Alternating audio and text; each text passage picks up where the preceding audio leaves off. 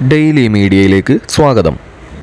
കുറച്ച് ദിവസങ്ങളായിട്ട് കുപ്രസിദ്ധരായ കുറുവാ സംഘത്തിൻ്റെതെന്ന പേരിൽ കേരളക്കരയാകെ ഭീതി പടർത്തിക്കൊണ്ടിരിക്കുന്ന വീഡിയോ ദൃശ്യങ്ങളാണ് ഈ കാണുന്നത്. സത്യത്തിൽ ഇത് ഭീതിപ്പെടുത്തുന്ന ദൃശ്യങ്ങൾ തന്നെയാണ്. എന്നിരുന്നാലും എന്താണ് ഇതിൻ്റെ സത്യാവസ്ഥ?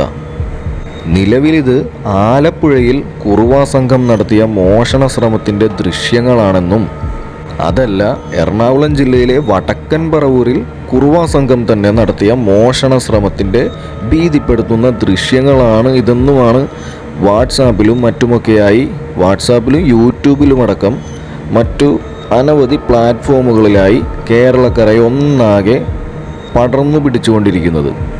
സത്യത്തിൽ ഈ ദൃശ്യങ്ങളിൽ കാണുന്ന മോഷ്ടാക്കൾക്ക് കുറുവാ സംഘവുമായി യാതൊരു ബന്ധവുമില്ല.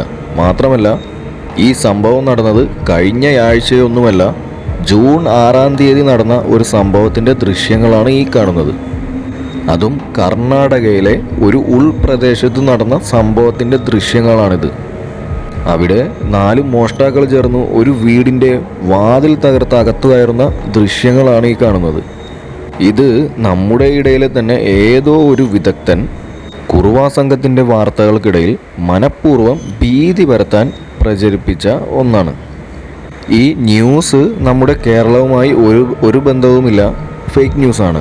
പക്ഷേ എന്നിരുന്നാലും ഇത് തീർച്ചയായിട്ടും ഭീതിപ്പെടുത്തുന്ന ദൃശ്യങ്ങൾ തന്നെയാണ്.